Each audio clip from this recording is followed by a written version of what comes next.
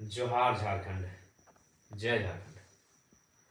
साथियों, 2024 विधानसभा चुनाव का परिणाम सबके सामने आ चुका है। झारखंड राज्य में पुनः एक बार महागठबंधन की सरकार बनने जा रही है। शुभकामनाएं उनको। और हाँ, जेलकैम की एक नई पार्टी, नवोदित पार्टी को, जो राज्य से अपार समर्थन, जन समर्थन प्राप्त हुआ, उसके लिए पूरे राज्यवासियों का बहुत बहुत धन्यवाद, आभार। जेलकैम के जितने भी सिपाही, सैनिक, कार्यकर्ता, सभी का संघर्ष आज इस मुकाम को लेकर आया है। हालांकि आशाएं बहुत सारी थी और बिल्कुल वो दिखा भी, लेकिन वो क्या कहते हैं ना, हम लोग 2 साल की पार्टी हैं, अनुभव की थोड़ी सी कमी रही, लेकिन उसके बावजूद जो परिणाम हम लोग लेकर आए हैं आसान नहीं है। ये फर्स्ट जनरेशन पॉलिटिक्स है। फर्स्ट जनरेशन पॉलिटिक्स झारखंड में, पूरे भारत में ऐसा इतिहास नहीं मिलेगा। विधायक हमारी पार्टी से कितने बने वो मायने है, उससे कई ज़्यादा मायने हैं कि हमारी पार्टी को पूरे राज्य में समर्थन कैसा मिला, अच्छा समर्थन मिला। इसके लिए सभी का आभार करते हैं, धन्यवाद करते हैं। हालांकि अगर व्यक्तिगत हमें निजी तौर पे पूछा जाए तो विधायक बनने के बाद जो मेरा व्यवहार है वही विधायक बनने से पहले भी हमारा वही व्यवहार था। यानी विशेष कुछ परिवर्तन नहीं आया है, क्योंकि बीते 3 साल तो हम लोग ऐसे ही बिना पद के पावर में जी रहे थे।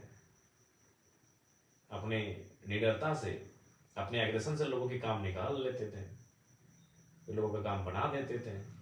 लेकिन खैर, ये कि संवैधानिक पद होता है, हमें लगता है कि ये फीलिंग तभी आएगी जब सदन के अंदर जाकर अपने बातों को रखेंगे, अपनी ओथ सेरेमनी में, शपथ समारोह में भाग लेंगे, तब शायद फीलिंग हो कि हाँ विधायक बने हैं।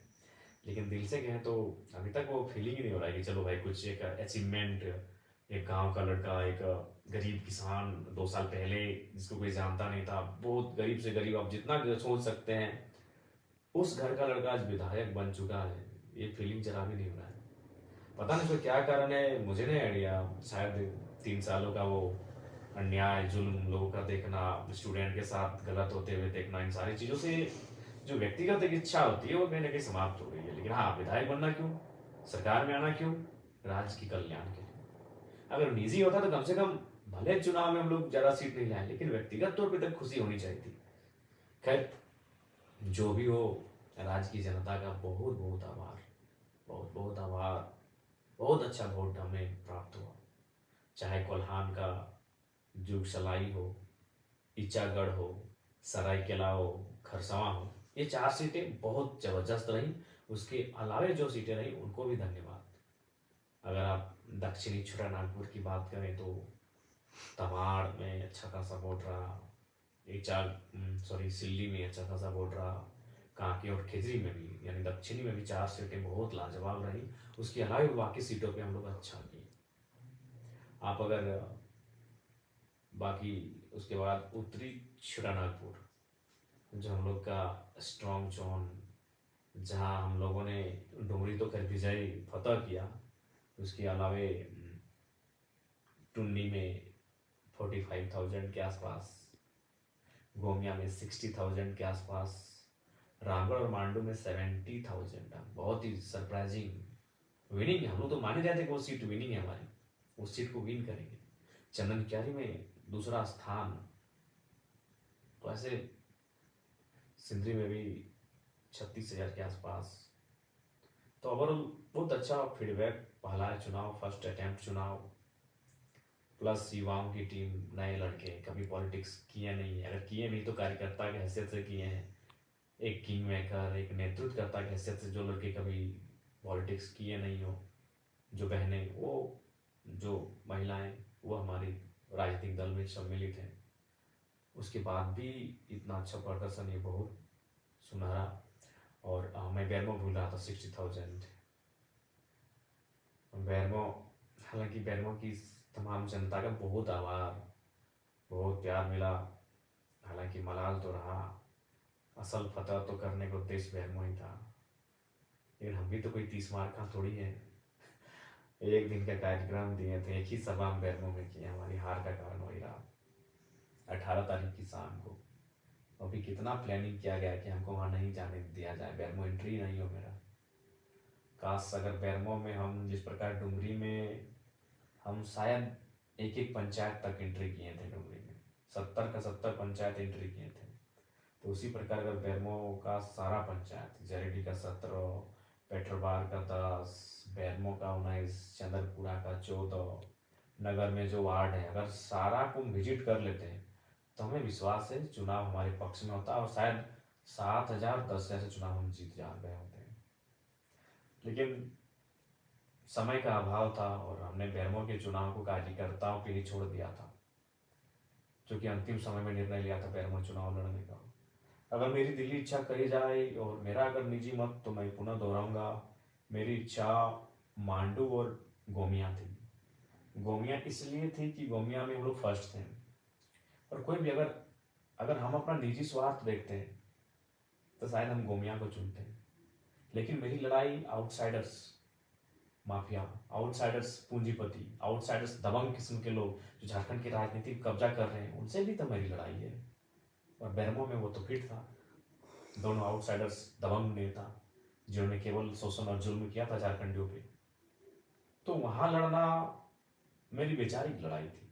मैं बैरमो को छोड़ नहीं सकता था, बैरमो से मैं भाग नहीं सकता था, जबकि मुझे भी मालूम है कि उस सीट संकट में, ये डेंजर सीट है। डेंजर सीट इसलिए है कि लोकसभा के चुनाव में बैरमो से मुझे 53,000 वोट मिले थे, मैं तीसरे नंबर पे था, सबसे पीछे था टॉप में।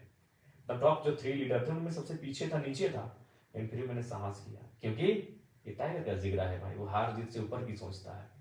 मैं बैरमो में इसीलिए कूदा था कि मेरा मानना है कि बैरमो जहाँ सीसीएल है, जहाँ बीसी आउटसोर्सिंग है, जहाँ डीबीसी है, तमाम योजनाएं हैं, वहाँ मैं आऊँगा तो आर्थिक न्याय की बात करूँगा। खैर बैरमो हार के भी मैं डुमरी में ही जीत के मैं देख लूंगा बैरमो को, टेंशन मत लीजिए। लेकिन अगर मैं बैरमो में आता, जैसे अभी अनूप सिंह मिस्टर जीत गए हैं, शुभकामनाएं उनको, वैचारिक मतभेद है, कल भी रहेगा, लेकिन जो जनादेश है उसको तो सुनना होगा, उसको स्वागत करना होगा। तो अनूप सिंह जी को हमारी ओर से बधाई रहेगी। लेकिन आप भी जानते हो क्या करेंगे, डीओ उनके भाई को, रैक उनके जीजा जी को, ट्रांसपोर्टिंग उनके साले साहब को, बहनई को, जीजा को, साला को, भाई को। इसके अलावा अनूप सिंह जी कुछ विशेष आगे सोचेंगे नहीं। पूंजीवादी सोच के व्यक्ति हैं, साम्राज्यवादी सोच के व्यक्ति हैं, राजशाही सोच के व्यक्ति हैं, लेकिन फिर भी बैरमो के लोगों को जो भी उन्होंने निर्णय लिया है उसका भी स्वागत है। लेकिन हाँ, अगर ये आपका टाइगर जीत जाता है तो फिर बैरमो से ही झारखंड को अगर तब्दील नहीं करते तो फिर हम बेकार करते हैं। अगर हम जीत के आते हैं तो बैरमो में जितने भी वर्ग समुदाय के रहने वाले लोग हैं, हर एक वर्ग तक पहुंच पहुंच कर कम से कम एक एक व्यक्ति को तो जरूर लेके आते हैं। अनूप सिंह जी जीत गए हैं, उनकी बिरादरी के बाहर शायद ही कोई व्यक्ति आपको डीओ में, ट्रांसपोर्टिंग में दिख जाएगा। दिख जाए तो अच्छी बात है और गनीमत है। अगर हम जीत जाते हैं तो एक एक समाज के व्यक्ति को वहाँ खोज के लेके आते हैं, क्योंकि आर्थिक न्याय का मतलब ही होता है हर एक समाज, हर एक तबका के पास आर्थिक स्थिति सक्षम होना। तो खैर, जो जीत गई सो बात गई।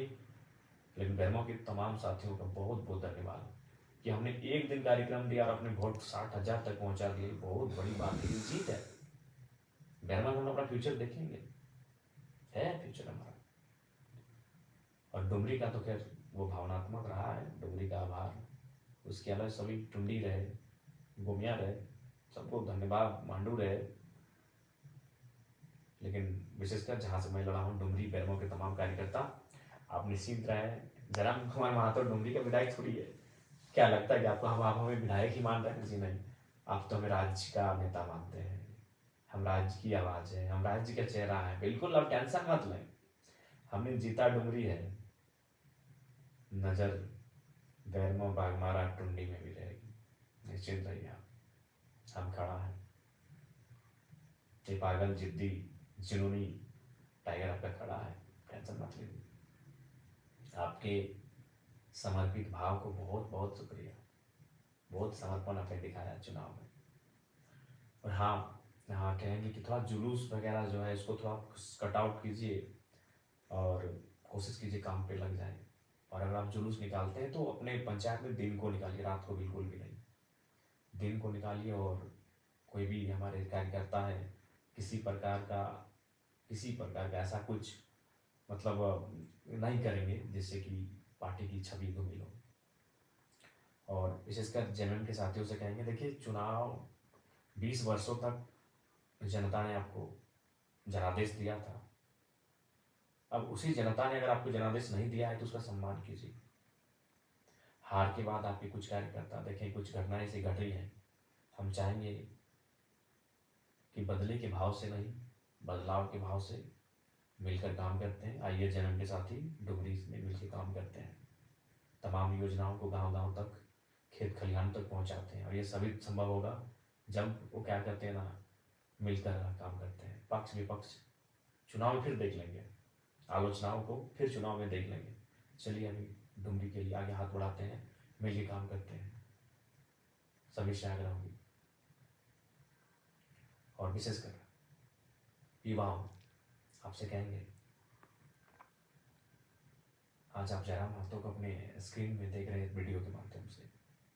ये वही जयराम महतो है जो 2 साल पहले यही तोप चांची और जिस डुमरी से मैं विधायक बना, वही डुमरी जहाँ से बसें निकल कर आती थी, बसें गुजरती थी वहाँ से। उन बसों का नाम आनंद बस, शिवम, बुंदेला, विजय, पम्मी, राजू, निर्मल, ऐसे 1 दर्जन बस हजारीबाग होते हुए धनबाद और धनबाद होते हुए हजारीबाग आवागमन होता था। उन बसों पे हम लोग झगड़ा करके चढ़ते थे, भाड़ा नहीं देंगे, 2 रुपया से ज़्यादा नहीं देंगे, 5 रुपया देंगे। और हार्डली गिरफ्तार आते थे 10 रुपये, 2 रुपया से वो कहानी शुरू हुई थी, 5 रुपया से होकर 10 रुपया तक पहुंची थी। अभी क्या भाड़ा है मुझे नहीं पता, चूँकि अब तो हम लोग मान के चलिए दोस्तों के स्कॉर्पियो में चलते हैं। 40 रुपया है, यानी आज 40 रुपया हो गया है भाड़ा।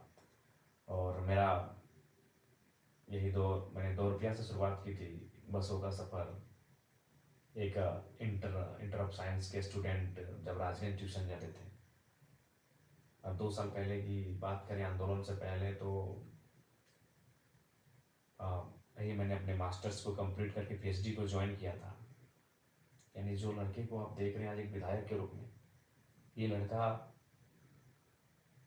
कल्पना सोरेन जी की तरह कोई राजघराने से नहीं है। पाकुड़ की जो विधायक बनी आलमगीर आलम की अर्धांगिनी, उनकी तरह कोई राजघराने की नहीं है। मेरे हिसाब से राजघराना मतलब विधायक का घर, मैं उसको राजघराना कहता हूँ। सुन लीजिए पहली बात को।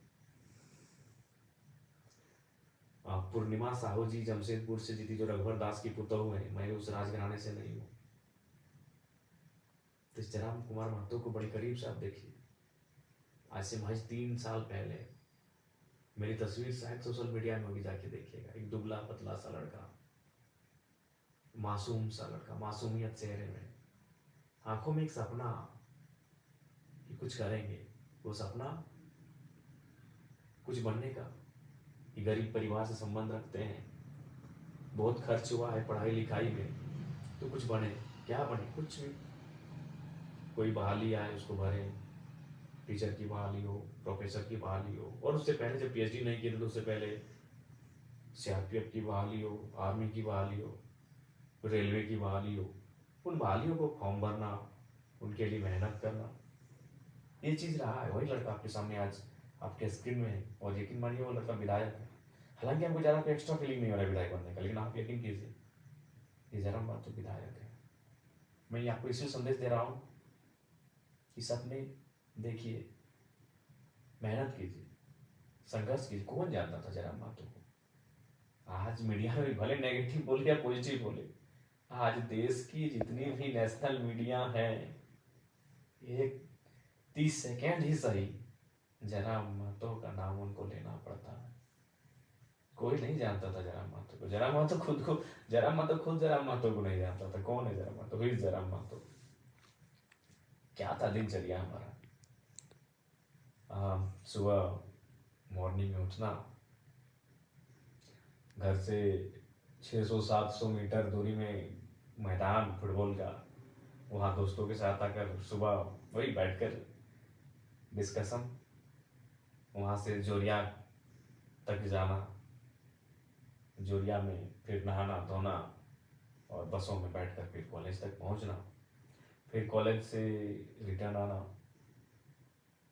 बीच में 2-4 घंटों का ट्यूशन लेना, शाम को एनी हाउ खेल का मैदान, चाहे फुटबॉल हो, क्रिकेट हो या वॉलीबॉल, ये 3 चीज़ों का शौकीन। एनी हाउ कुछ भी हो जाए, मौसम खराब हो कोई मतलब नहीं, 2-3 घंटा खेल के मैदान में, फिर रात को ट्यूशन, सेल्फ स्टडी, फिर सुबह, और फिर एक दौर आया जब मास्टर ऑफ आर्ट्स यानी एमए की परीक्षा को मैंने इंग्लिश लिटरेचर से प्रथम श्रेणी से उत्तीर्ण किया पीके रॉय मेमोरियल कॉलेज से। तो एक दिन की घटना है, मैं नहाने के लिए जोरिया जा रहा था, जोरिया जिसको आप छोटी नदी कह सकते हैं, अगर आप सभी नहीं समझे कि जोरिया का क्या मतलब है, तो छोटी नाला नदी कह सकते हैं। तो वहाँ कुछ हमारे बगल में जो एक सरकारी +2 हाई स्कूल है, बच्चे क्लास को छोड़ के बाहर बैठे थे। तो बच्चों को तो पहले हमने चूंकि पकड़ा उनको अपने साथियों के साथ, उनको पकड़ के प्रिंसिपल के पास हम लोग कंप्लेंट करने के लिए गए कि सर क्या हो रहा है, स्कूल का टाइम है, आपके बच्चे जोरिया के किनारे घाट में बैठे हैं नदी के सामने। तो प्रिंसिपल साहब ने बड़ी मार्मिक बात कही कि जरा बाबू, सरकारी विद्यालयों की व्यवस्था ऐसी है कि शिक्षक की कमी है और हम लोग मेंटेन नहीं कर पाते हैं। तो बातों बातों में उन्होंने कहा कि आप भी तो सुने इसी साल एमए पास किए हैं, तो एक काम कीजिए, जब आप एमए पास किए हैं और जाहिर सी बात है आप कंपटीशन वगैरह की तैयारी करेंगे, नौकरी पाने की तैयारी करेंगे, तो जब तक वो नहीं होता है तब तक आपसे अनुरोध है कि 2 घंटा आप हमारे स्कूल में क्लास ले लीजिए। हम गए थे शिकायत करने के लिए कुछ बच्चों का कि ये बाहर भाग के आए हैं स्कूल के टाइम में, और हमें क्या, हमें उल्टा प्रिंसिपल ने कहा कि आप पढ़े लिखे हैं तो 2 घंटा पढ़ा दीजिए। हमने बोला ठीक है सर, पर उन्होंने कहा कि ठीक है, लेकिन एक कंडीशन है कि आप एक आवेदन लिख के दीजिए और अपना जो सारा सर्टिफिकेट्स एमए का, बीए का, इंटर का और मैट्रिक का सर्टिफिकेट इंक्लूड करके कि हम भाई निःशुल्क शिक्षा देंगे, भविष्य में आप किसी प्रकार का दावा नहीं करेंगे। बोले ठीक है सर। हम गए थे भाई शिकायत करने, अब तो हम खुद प्रिंसिपल महोदय की बातों में, अब बात भी ऐसा विषय उन्होंने कह दिया कि पढ़े लिखे हैं। तो फिर हमने कहा ठीक है, तो वो शायद सितंबर का महीना था, 2017 का टाइम था। हमने उसी साल जुलाई अगस्त में मास्टर ऑफ आर्ट्स को कंप्लीट किया था। और जब गए क्लास लेने के लिए, तो पहला ही दिन जो माहौल क्रिएट हुआ, जो कि आप भी जानते हैं कि पूरे राज्य ने मेरे भाषणों को सुना।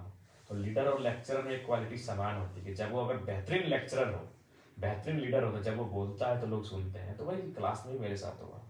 जब मैं बच्चों को पढ़ाने लगा, जब मैं उनको एक्सप्लेन करके समझाने लगा, तो पूरा क्लास सन्नाटा, शांत और सुनने लगे। तो इससे क्या हुआ कि डिमांड्स बढ़ गई और प्रिंसिपल ने रिक्वेस्ट किया कि नहीं, हम तो आपको ऐसे ही बोले थे कि भाई टीचर की कमी है, लेकिन अब आपसे रिक्वेस्ट होगा जब तक आप कुछ बनते नहीं है, कुछ करते नहीं अपने लिए, तो 1-2 घंटा पर डे निकाल के यहाँ बच्चों को पढ़ा दीजिए। वो सिलसिला चलता गया चलता गया और 4 साल बीत गए। यकीन मानिए 4 साल।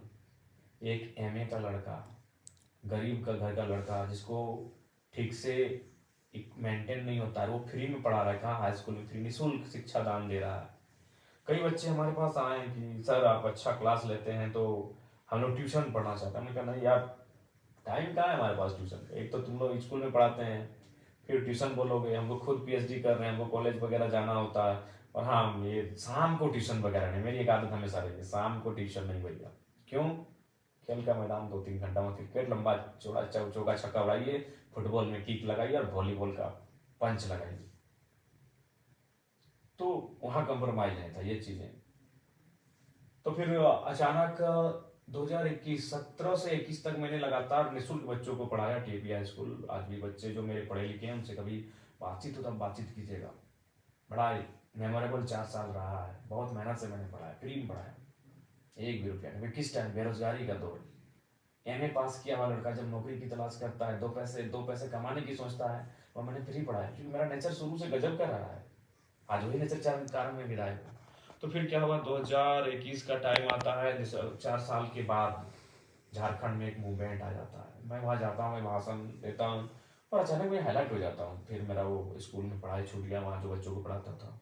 मेरी पीएचडी भी काफ़ी स्लो हो गई, बहुत स्लो हो गई मेरी पीएचडी। और फिर इस मूवमेंट में मैं अपने आप को झोंकता हूँ, फिर लगातार सभा, भाषण, और 2000 सभा को मैं मतलब एक बेहतरीन सभा मैंने 2000 किया है। अगर ऐसे कहेंगे नुक्कड़ सभा तो 3000 चले गए होंगे। और आज झारखंड राज्य के चेहरे के रूप में आपके सामने हूँ। 2 साल पहले मैं कुछ नहीं था। मेरे गांव के शायद सभी लोग मुझे ना पहचानते हो, सच कह रहे,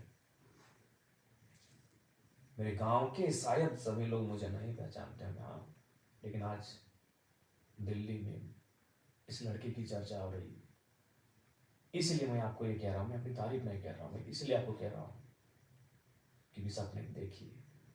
जो युवा कहते थे I hate politics, I hate politics, यकीन मानिए जयराम महतो के आने के बाद, जयराम महतो की विधायक बनने के बाद शायद वो कहेंगे आई लव पॉलिटिक्स। और करना होगा, पॉलिटिक्स से लव करना चाहिए, क्योंकि अगर आप पॉलिटिक्स से लव नहीं करते ना तो सोच लीजिए आप देश से भी लव नहीं करते। क्यों मालूम है ना, आपका देश पॉलिटिकल है। आपका देश इंडिया जो है वो पॉलिटिकल कंट्री है। बिना पॉलिटिक्स से कुछ काम नहीं होगा। पॉलिटिक्स मतलब क्या, देश चलाने के लिए नियम चाहिए। नियम कौन बनाते हैं, पॉलिटिशियन। तो जो लोग कहते हैं आई हेट पॉलिटिक्स, मतलब वो अपने देश से हेट करते हैं, कॉन्स्टिट्यूशन से हेट करते हैं, इसका मतलब। तो इसलिए आई हेट पॉलिटिक्स करने वाले युवा शायद जयराम महतो को देखकर अब आई लव पॉलिटिक्स की गाथा आवाज को बुलंद करेंगे। ठीक है, सपने बड़े रखिए, सपनों को पूरा करने के लिए पागल हो जाइए, जैसे आज हमने। बिल्कुल पागलपंथी की हद है। कभी करीब से देखिएगा हमारे आंखों को, हमारे इस चेहरे को। बहुत झेला है इन 3 सालों को, खासकर ये जो 40 दिन पार हुआ ना साथी, क्या बताएं, बहुत झेला है। सपने देखिए, मेहनत कीजिए उसे पूरा करने के लिए। आज जीत हार छोड़िए, आज चर्चा का विषय अगर है तो संघर्ष के कारण है। इसलिए आप सभी से आग्रह है, मेहनत कीजिए। पुनः डुमरी और बैरमो को धन्यवाद, क्योंकि मैं वहां से स्वयं प्रत्याशी था। बाकी तमाम झारखंड को धन्यवाद, क्योंकि मेरी पार्टी के तमाम जो कैंडिडेट्स रहे उनको बहुत जोरदार समर्थन मिला। सबको धन्यवाद। जोहार, नमस्कार, आदाब, जय हिंद, जय भारत, जय झारखंड। और बस यही कहेंगे, सबका शुक्रिया। मिल के काम करते हैं। जय वालों को भी कहेंगे, ये आपसी मनमुटाव को छोड़िए।